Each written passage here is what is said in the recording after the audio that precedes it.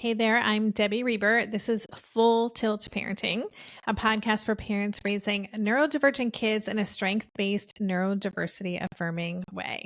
And this is a parent lean-in edition. That means I answer a listener question, often with the help of one of my parent coaches from the Differently Wired Club community, which is what I'm doing today. So if you have a question for a future parent lean-in episode, you can go to tiltparenting.com/lean-in, and that's spelled LEANIN. And you can submit your question there. But today I have Margaret Webb joining me. Margaret is the author of the wonderful book, A Hero's Journey in Parenting, Parenting the Child You Didn't Expect When You Were Expecting. Margaret has been on the show just to talk about that book. So the link is in the show notes. Definitely check that out if you haven't heard it yet or you're not familiar with that book. Also, Margaret is the lead parent coach in my Differently Wired Club. She supports the parents in that community just so beautifully, and I'm so grateful that you're a part of that. So thank you for being here today, Margaret. I'm grateful to be here today. Awesome. Well, let's get to today's question. So the listener writes in, my 6-year-old son has been having frequent episodes of pretty intense dysregulation since going back to school, typically in the evening when he's tired, overstimulated, and overwhelmed from the day. He might jump on furniture, run around, make loud noises, or do inappropriate things with his body. It feels impossible to reach him during these episodes, which can be disruptive and distressing to the rest of the family. What advice do you have for dealing with this type of behavior? And I have a feeling that, well, I know I have some advice, but I know you've got some really good advice. So Margaret, I'm going to ask you to kick us off today with this one. Yeah, so the first thing that I always like to think about when there's something that is disruptive or is concerning as a parent is what is actually going on. Because quite often what we think is we're just looking at the surface behaviors, and that can cause us to have certain emotions and feelings and thoughts about how our kids should be doing and what we should be doing as parents. But reframing it from the perspective of what is actually going on with my child during these quote unquote episodes can really help to reframe how we're looking at our child and the situation. And so when I read this, the first thing is understanding where it's coming up from. And it seems like there's a lot of releasing of stored up energy and having, energy and emotions from being in school. And it also sounds like this is a child who needs more intense and physical ways to release their energy. And that's really good to know, because then you can try to introduce different activities, different things to help them to release them. I do have a question of whether or not they're working with an OT, because if not, that might be something to look into, because they might be able to provide ways to support releasing that energy. What kind of things? What kind of things might I'm just curious, what kind of things would an OT or might an OT recommend to help release that?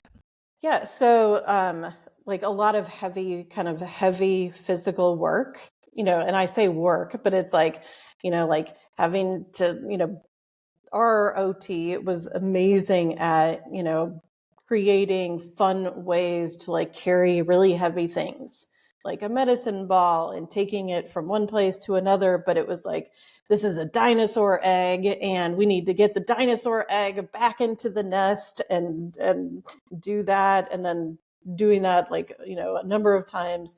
It can be helpful if it's not coming from parents, but if you're not working with an OT, you can still get creative with it.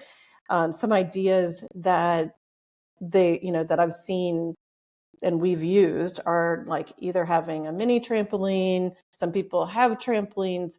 We had an indoor bounce house for a while that we would blow up. I mean, it fit inside of a bedroom. And so it wasn't this huge bounce house, but it was and it had walls. And so our son would go in there and just bounce around and like flop, and it gave him that pressure that he needed. If your kiddo is a swimmer, finding ways to get them to swim, sometime bath time, shower time can be helpful to regulate. Our OT would do like a tight frog swing. And so we had a swing for a while where he would just like twist himself up. Yes. And then like untwist himself. Like it was just this like, That he was would a just favorite. get so yes. For us too. Yes. The spinning. Yes. The spinning. Our son, like he would swing, army crawling through tunnels, like making, having missions of like, yeah, I need you to like set the table, but like here, like you need to crawl through this. Not that setting the table is part of the activity, but like foam pad crashing, having a boxing bag to hit or kick or, take like plastic bats. If you have other kids that they might use those bats against, then, you might want to think about who your kiddo is before you introduce that. But, you could also have it and then take them away.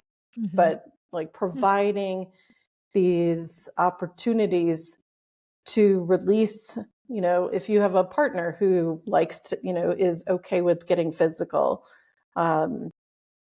like roughhousing and, like doing that kind of like rough play can be helpful. But like knowing it's not coming from a place where they're trying to be disruptive, it's almost like they're not even almost like they are releasing their emotional and like just hold it together energy. And when you say like, how do I disrupt it, or how do I, like it feels impossible to reach him during these episodes. And I've said this on other, in other sessions, but it's almost like, if you can imagine yourself PMSing and having very strong emotional, hormonal energy flowing through your body, and having your partner come and be like, hey, just like snap out of it, or like, what's going on? It's like, no, like I'm going to, here, give me that bat and we'll talk. And so knowing like, okay, once we've tipped over into that, it's best, like we need to ride it out. That's not the time to problem solve. It's the before, like kind of recognizing patterns of when this is happening and how long it's lasting, and what can we do to kind of interrupt it before we get to that tipping point. So just a few thoughts. Great thoughts. I mean, yes. And I wanted to throw out this question too, which I probably learned from Dr. Mona Delahook, but it is one after reading her book, Brain Body Parenting, and talking with her for the show. This question of what does his nervous system need right now? So when you're seeing your child really dysregulated, it's especially if you're feeling like some of that is being directed at you, it's impacting you, right? And it feels unsafe or super discombobulating, or remembering this isn't your son, your child, like consciously choosing to do something. As you said, it's like literally he needs to discharge this. But if you can look at him and be like, gosh, I wonder what his nervous system needs right now, it really takes away kind of the emotional charge of what's happening. And you can get really curious and just realizing that is what's going on. This is a kid who's offline right now. And as you said, there's no way to connect when a child is offline. So the thing I would really encourage this parent to do is focus on co-regulation, right? So just thinking about, and again, hard to do when you are in the midst of someone who's offline like that, and whose energy is big and feels like it's really disrupting everyone. And it's hard not to get infected, right? Our energy is always communicating with everybody else's energy, and we can our mirror neurons can like elevate us to match our child. But what we want to do is use our superpower of staying calm and grounded and kind of help our child's nervous system comes down. So I just want to encourage, if you're listening to this and you're dealing with this, or specifically the person who wrote in this question, it can feel like we're not doing much to sit quietly while our kid is kind of losing it and having a really hard time. But if we're really using that time to breathe and to slow down and to really genuinely get to a place of calm, it is going to be the most effective thing at helping your kid get regulated more quickly. I really think it is the most powerful tool that we can have in our toolbox.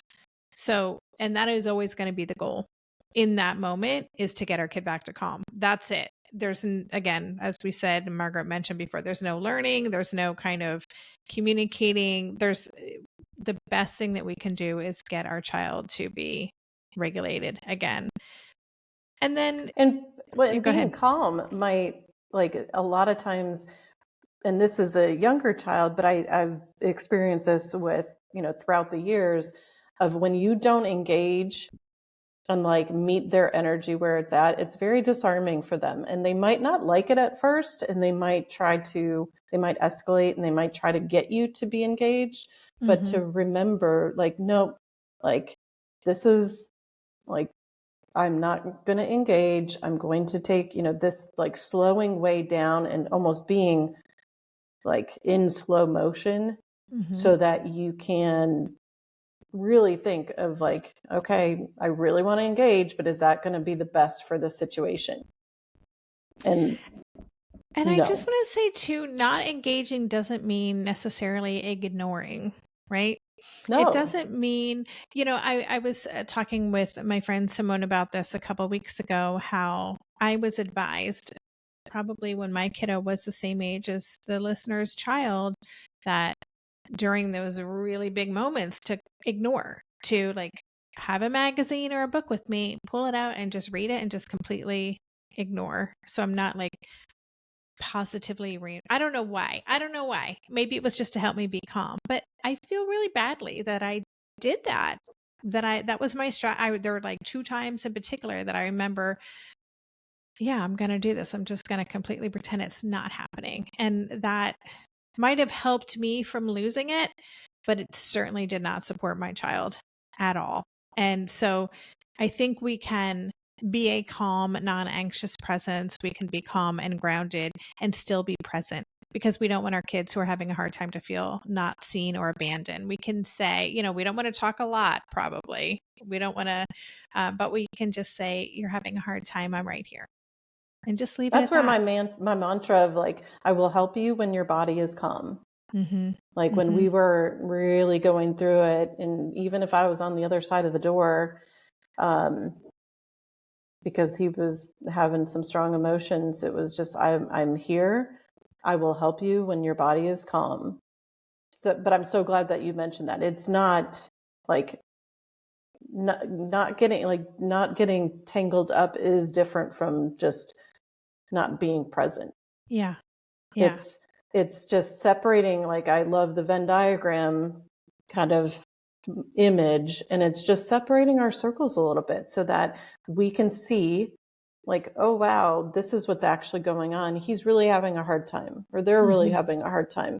And like, it's not going to help me to put my circle on top of them and try to squash whatever it is that they're feeling.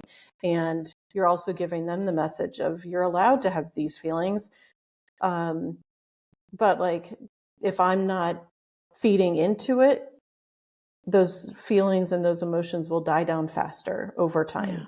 It might escalate at first if you start changing the pattern, but in the long term, like, they're not getting something.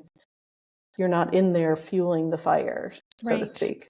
Yes. Not fueling the fire. You're there witnessing it. Yep. You're witnessing the fire, but you're not putting more stuff in it to make it bigger. So good.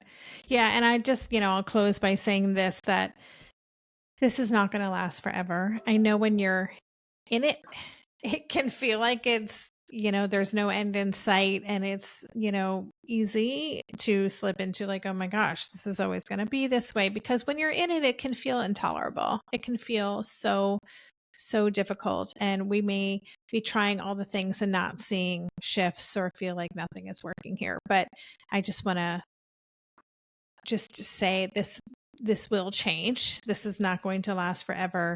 And just using these as opportunities to continue building that muscle of being present, of checking yourself, of co-regulating.